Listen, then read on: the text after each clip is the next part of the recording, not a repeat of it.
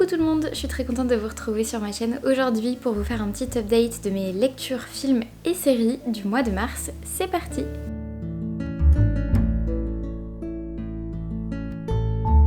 En mars, j'ai lu 3 livres, un roman et 2 mangas.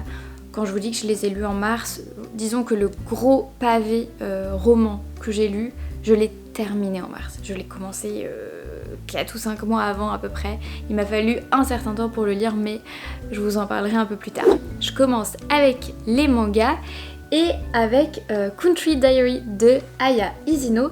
C'est publié chez Akata Éditions et c'est sorti pour l'édition française en 2023. Country Diary, c'est l'histoire d'un enseignant qui décide de tout plaquer pour quitter sa vie à la ville et emménager à la campagne.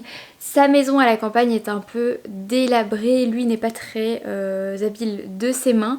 Par contre, il a un goût très prononcé pour la nature et notamment tout ce qui est potager. Et par chance, il va tomber sur un voisin plutôt sympa et qui lui est plutôt doué parce que je crois qu'il est menuisier et qui va lui proposer de faire tout plein de rénovations dans sa maison et qui en plus de ça va l'accompagner dans sa nouvelle vie à la campagne et tous les deux vont nouer une relation assez belle et assez proche. Pour l'instant, je dirais que ça reste de l'ordre de l'amitié, mais on peut se poser un peu des questions. En tout cas, le premier tome nous permet de nous interroger sur la nature de cette relation. Mais ne répond pas à la question fondamentale de est-ce qu'ils vont se mettre en couple ou pas. En tout cas, ils sont assez proches et c'est un duo assez détonnant entre le mec de la ville et le mec de la campagne. Et j'ai bien aimé le côté très champêtre, voilà, ça se passe à la campagne, Country Diary en même temps comme titre, ça vous donnait déjà un petit indice et je trouve que c'est très sympa à lire au printemps. Ce qui m'a un peu déboussolée, c'est le côté presque incohérent à certains moments de l'intrigue. Mais après c'est très personnel, c'est juste qu'il y a un gars qui emménage à la campagne et de suite il y a un voisin qui vient toquer à sa porte et lui dire « Au fait ta maison elle est un peu délabrée là, tu crois pas que je pourrais faire quelques rénovations chez toi ?» Je trouve que c'est bizarre comme approche, mais peut-être que ça se passe comme ça au Japon et pas chez nous, je ne sais pas. Le deuxième manga que j'ai lu ce mois-ci s'appelle Hirayasumi, il s'agit du 6e tome. C'est écrit par Keigo Shinzo, publié chez le Lézard Noir et ce 6e tome est sorti en français en 2024.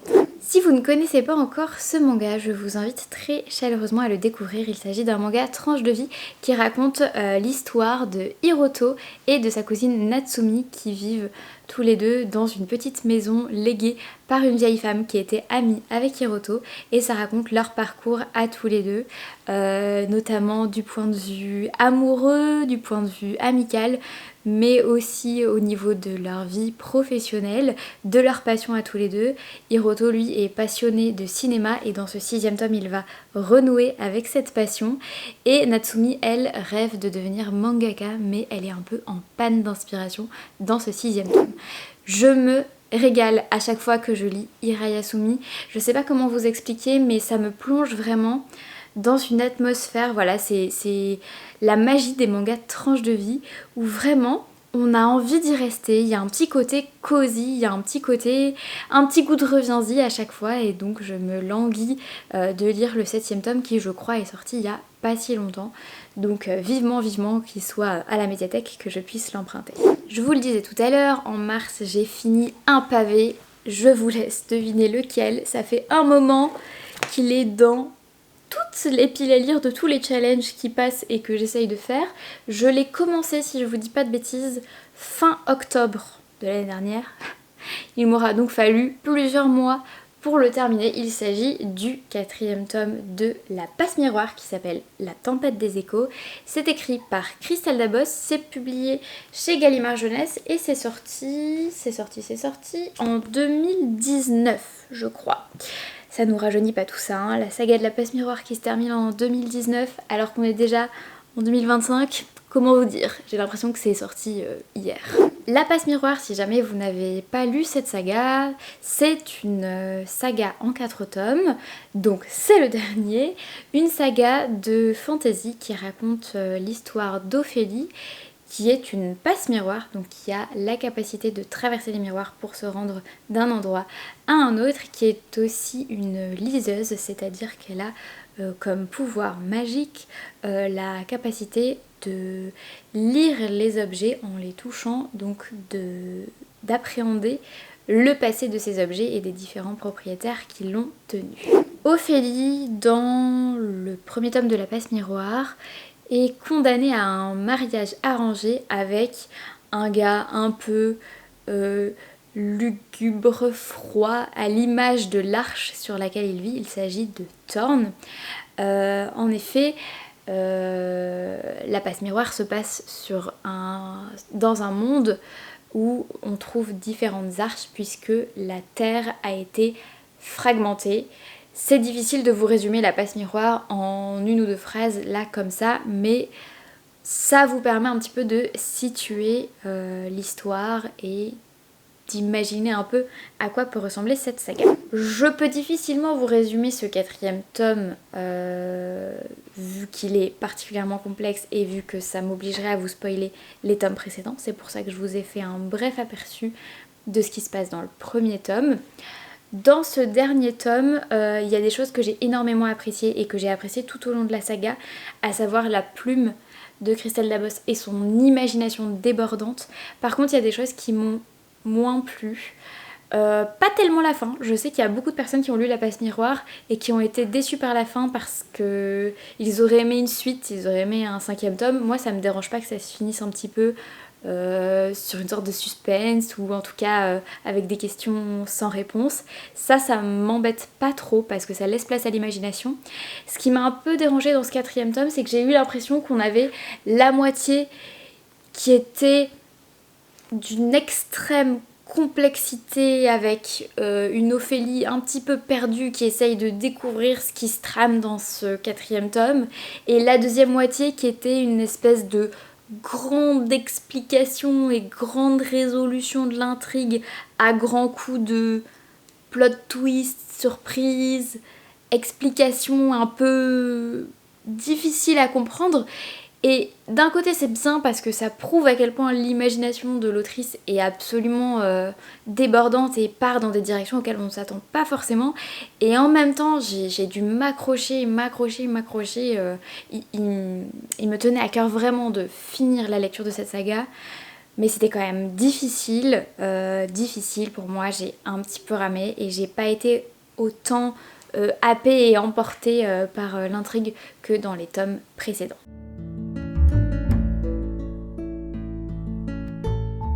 Côté ciné, j'ai vu 5 films et 3 séries.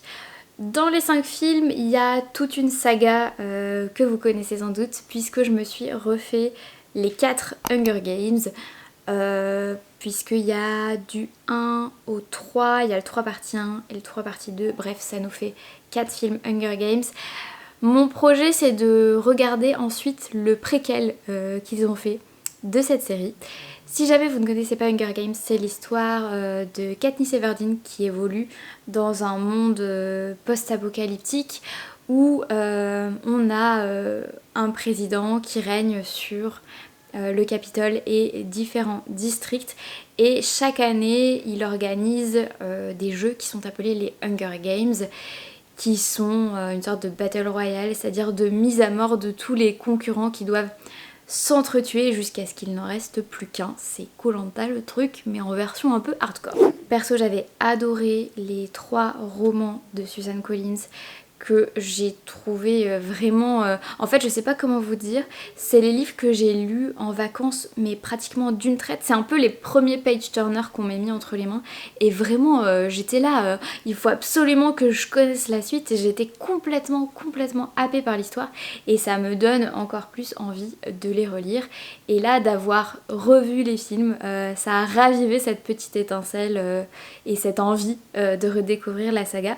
Ça m'a donné envie aussi de lire le préquel qui a été écrit.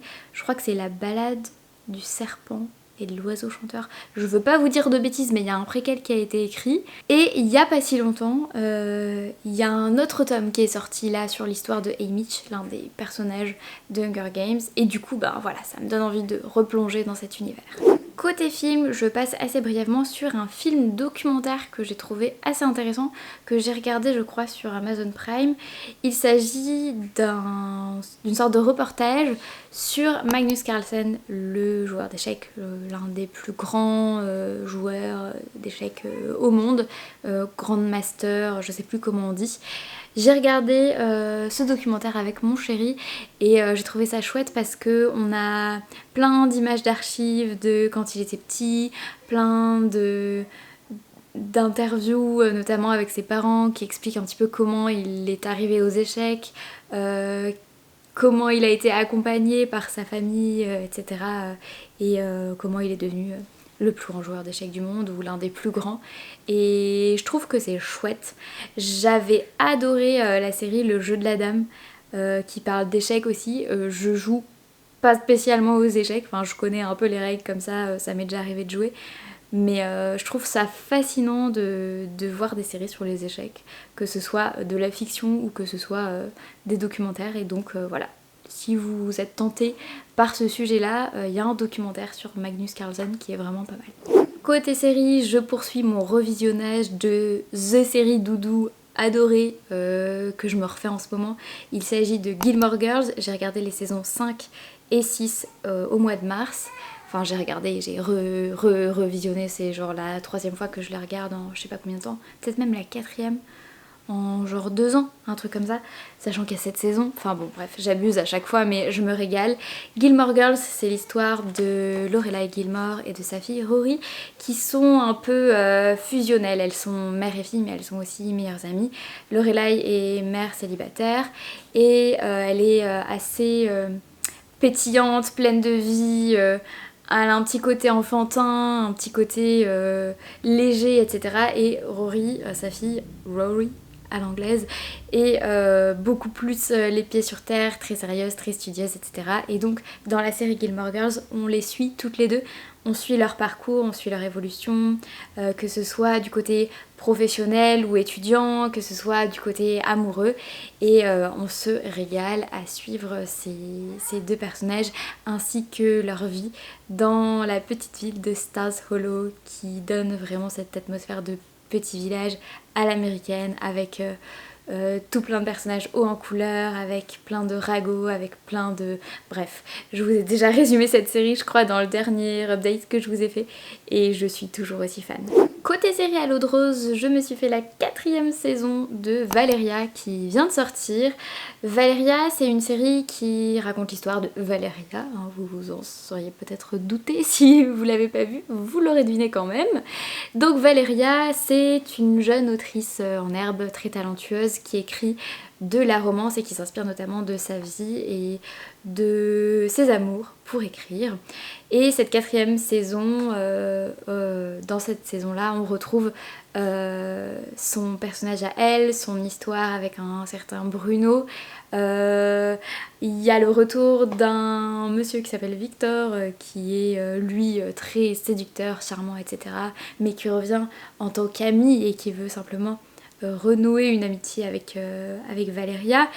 Et à côté de ça, on a aussi sa vie avec ses 3 copines et la vie des copines à côté, notamment celle de Carmen qui est devenue maman très récemment mais qui est aussi amoureuse de sa carrière et qui donc a très envie de retourner au travail mais culpabilise de laisser son petit bout à la maison.